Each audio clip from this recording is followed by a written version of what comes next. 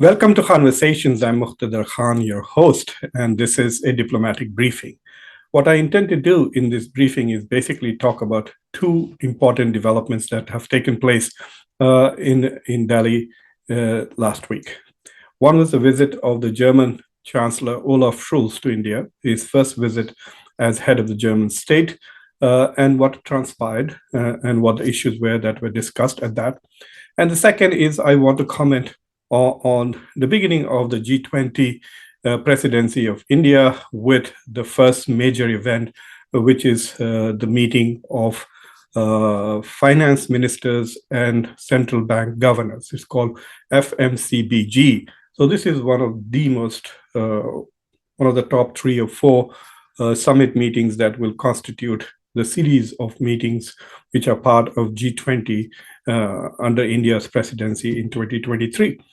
But before I begin discussing these two events, please subscribe to Khanversations, like the video, ring the bell icon, and make sure that you share this video with your friends and your social network. So let's begin with Olaf Scholz's visit. While he was received very well in a very grand fashion by Prime Minister Narendra Modi, and he was given a lot of attention, he basically spent about 2 days in India. He spent some time in Delhi, and then he went to Bengaluru. One of the most advertised events in his trip was him walking down to a corner dhaba and getting a cup of tea. And apparently, he was trying to act as if he is reaching out and getting a taste of India. But other than that, I was quite disappointed from this trip. Basically, I think there are two things that Olaf Scholz was trying to do. Number one, and this was his most important thing, he wanted to convince India that it is time India abandoned Russia, condemned Russia's invasion of Ukraine, and started abiding by the sanctions that the West and the United States have imposed on Russia. Stop buying Russian oil, and also, if possible, try and help Ukraine.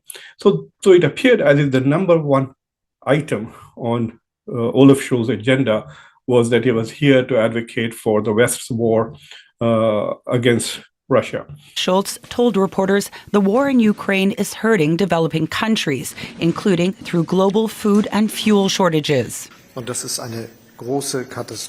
is a big catastrophe. Above all, it is a big catastrophe because we know that this war breaks with the principle that we all have agreed on and been following for so long. That borders cannot be changed and moved by force, and that the rule of law regulates international relations, and that revisionism is not allowed to be the basis of international trade. Scholz went on to reiterate his commitment to sealing a free trade deal between India and the European Union. For the EU, the agreement would strengthen its strategic partnership with the Indo-Pacific region. It could also serve the tactical goal of further isolating Moscow over its invasion of Ukraine by weaning India away from its dependence on Russian arms and energy sources.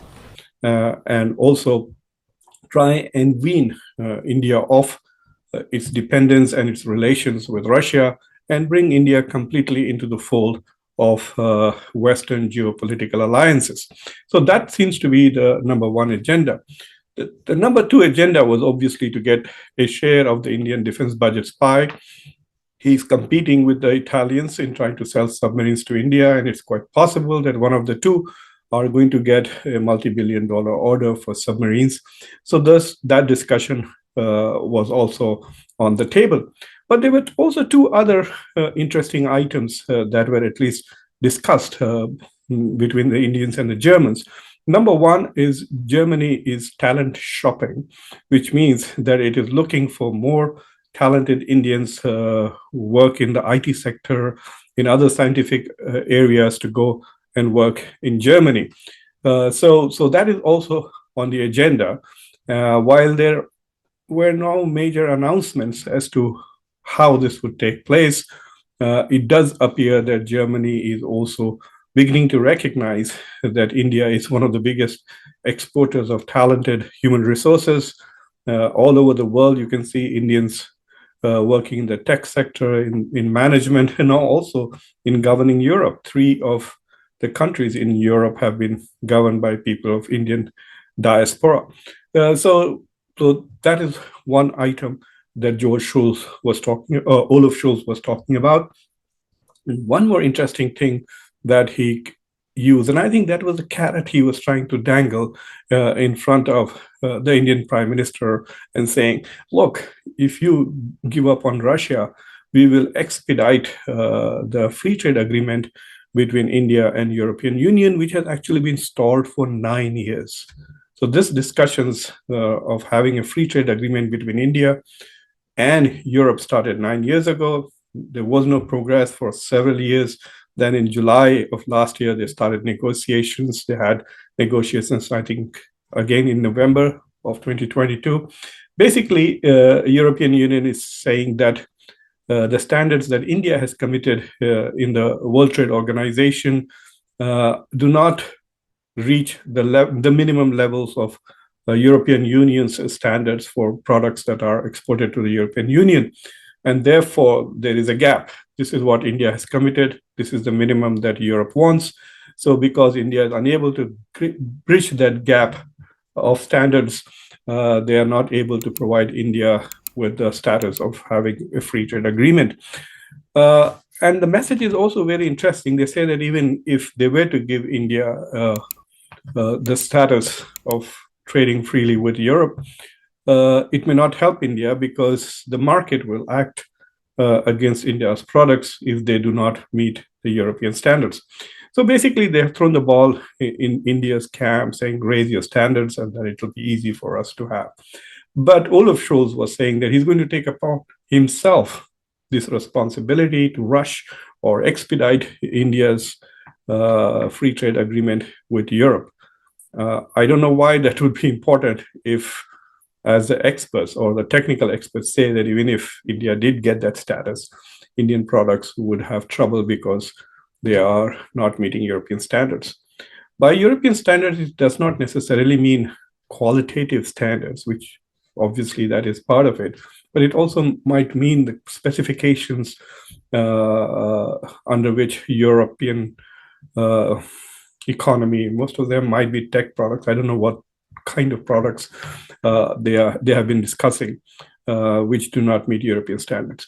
So these are the 4 broad things that Olaf Scholz discussed. But the number one agenda was to separate India and Russia, bring India completely in compliance with Western grand strategy towards the Russia-Ukraine war. Now, everything else seems to be secondary.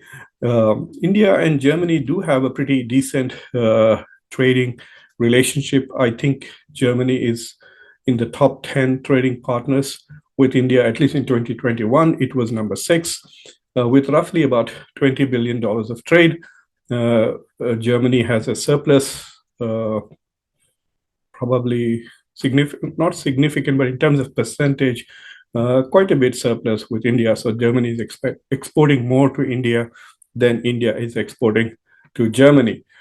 For reasons that I don't understand, Indian experts, while they are happy to talk about growing trade, the only time they seem to be concerned about deficit in trade is with regards to China, with whom India has nearly $85 billion of trade deficit in 2022.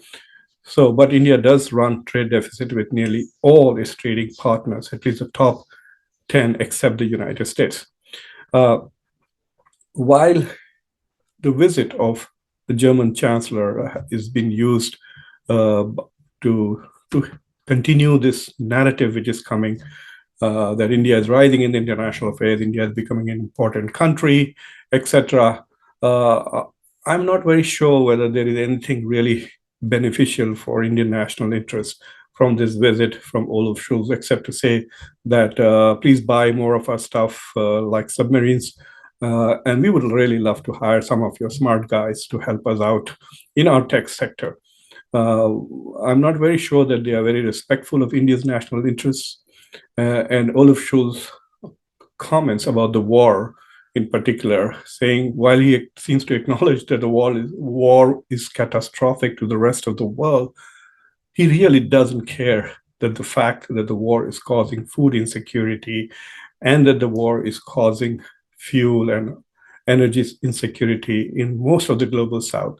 It is obvious that he really doesn't care that the fact that the West has not advanced any peace process and have not found an exit ramp for Russia from this war, an exit ramp which will incite and invite and incentivize Russia to end the war. And that clearly suggests to us that the West is fighting a war that they want to win in a very comprehensive way, and they're trying to literally bully the rest of the world to align with themselves using sanctions. And it is a very interesting situation that India is able to violate Western sanctions literally without yet drawing anger and punitive action from Western countries, because the United States really wants India to step up and become a major ally against China.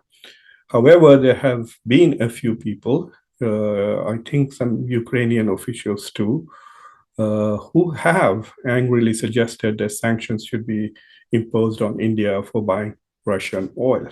But nevertheless, it was an important diplomatic development, and India is the fifth biggest economy. Germany is the fourth biggest economy. If more trade takes place, it will be good for both countries. And if more Indians go and work in Germany, there will be at least more remittances. So basically, whatever deficit that India is getting through trade, that deficit could be compensated by remittances from Indians who may find jobs in Germany.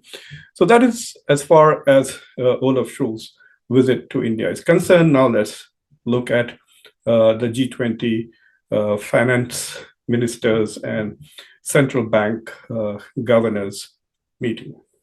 So let's turn to what happened with the finance ministers. This FMC, the finance ministers central bank governors meeting. So basically policymakers, fiscal and monetary policymakers of the G20 countries and about 8 other countries that India invited. I think India invited from Africa, Egypt, Morocco, Senegal, and Nigeria. From South Asia, Bangladesh and Nepal, Mauritius was invited. So there were these countries which were invited to this. So they were a clear representation of the global South also at this event. Unfortunately, my judgment is that this was a sort of a failure, because part of it is that the Western powers, the G7 countries, essentially wanted to use the finance ministers' conference to make geopolitical pronouncements, to focus on Russia, to isolate Russia, to in fact announce additional sanctions upon Russia, and also to try and motivate the global South and other members of G20 to provide and step up their support and aid to Ukraine. So like everything that is now happening in the West, it's all about Ukraine. Everything is about Ukraine. So G20 was also supposed to be about West's commitment to this never-ending war. Apparently, my country seems to be always at war. When we left Afghanistan, it was as if we had fatigue from war, and then now we are into another war. We've already spent over $80 billion on this war, and more is expected. So the West wanted to make it all about Ukraine, and the Indian Prime Minister and the Indian Foreign Ministry really resisted that. They used 2 or 3 ploys to push back. One was that they argued that this is a conference about global finance, global monetary policy and economic issues, and it's not about geopolitics and not about international security, even though economic issues do impact security issues. So let's stay focused on security issues. And it was quite interesting that India even refused to use the word war with regards to Russia and Ukraine, and they kept using the word crisis.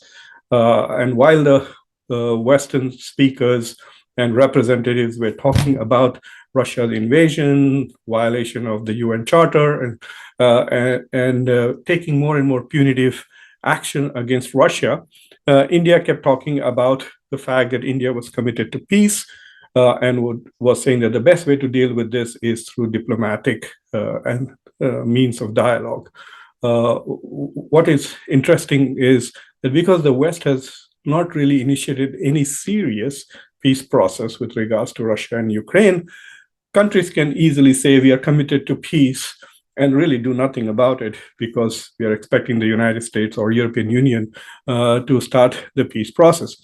It is, I think, becoming very irritating to Western leaders that, number one, India is not towing the line of the West on the Russian issue. Number two, India is actually flaunting the norms that the West is trying to impose on the international system with regards to the war, and is actually buying oil from Russia at a discounted price and benefiting from it. Of course, there's a cynical side to it. Europe, as well as the United States, is buying the same Russian oil from India once it's basically refined in India, and then it's classified as Indian origin oil, not Russian origin oil. So there is an element of double standards in the West on this particular issue. But nevertheless, I think it's beginning to irritate Western powers that India continues to disagree with the West on how Russia should be handled. But not only that, between Russia and China, they have bought over $225 billion worth of oil in just 2022. So basically providing Russia with $200 billion plus dollars, which can be invested in the war effort. This is more than the aid that all the Western countries, have provided to Ukraine.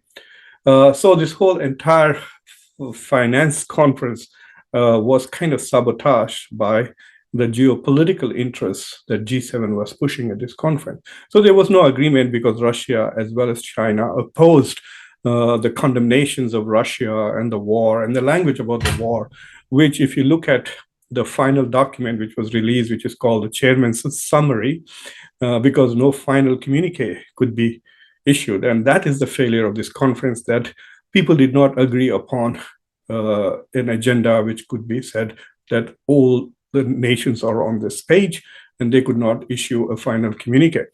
But nevertheless, the India foreign finance minister, she released the chairman's summary of the conference. You can see it is a 17-paragraph summary, and two of those paragraphs are paragraphs upon which China and Russia have disagreed, and therefore there is no consensus. But I think there are two or three things that really were important that happened despite the effort of G7 to make it just another Munich conference on international security. Number one that happened was that they have all agreed to find a way to improve or mitigate food and energy insecurity in the global south. So they have committed themselves to find ways and means in which they can try to mitigate the consequences of the war and the sanctions on the war that are hurting the economies in the global south, causing inflation and maybe negative growth also, and could push many economies into recession if this food insecurity, energy insecurity, fertilizer insecurity continues for another year or two. So that is one development. The second development is the attempt to address debt vulnerabilities. So increasingly, India was pushing this agenda there to recognize that many countries are in a situation where debt could completely derail their economic development, like Sri Lanka, Bangladesh, Pakistan is an important example. So there is an attempt being made to put pressure on creditor nations to restructure debts, and also on multinational institutions like the World Bank and IMF to step up their game and try and help countries who are suffering from their debt crisis. And of course, there is clearly a lot of pressure on China to change some of its policies, because many of the countries which are suffering from debt owe a lot of money to China. For example, Pakistan, so 30% of Pakistan's debt is to China. And while China is trying to negotiate with other countries, while Pakistan is negotiating with other countries to restructure its debt, there is still a question of China's debt and what will happen with that. So these were the issues that were discussed. There was also the proposal to raise the amount of money that will be available from G20 countries to those countries which will be affected by climate change. They want to create a fund of about $100 billion. They already have about $87 billion commitment. So these are the three issues that were, in my opinion, positive developments at this. But the fact that there was no communique, nothing final that could, that the media could really push all across the world, that is a blow to India's year of G20. So if this conference is subverted by Russia-Ukraine war concerns, with the West trying to impose the European agenda on the rest of the world through G20, then one can anticipate similar failures at other events, the foreign ministers event, which starts tomorrow, and then, of course, the big event when the heads of states come in November. So I think it is important for the foreign ministers of G20 to learn from what happened, and I hope that they will try and focus on what G20 was created for, and it certainly was not created for protecting Ukraine from Russia. That is not the only goal. That's part of the UN Security Council. And India is right in saying that G20 is essentially an economic forum. Let's focus on economic issues.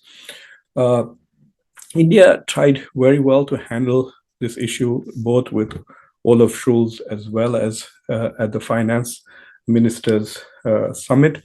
What they tried to do was to keep the focus on climate change, on issues of green energy, on digital infrastructure.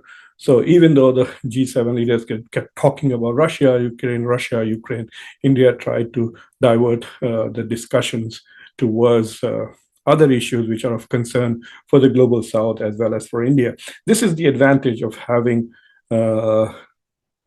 countries other than G7 and Western countries from hosting important international forums, because the agenda can be more inclusive, more global in its nature than just serving the interest of Western hegemonic powers.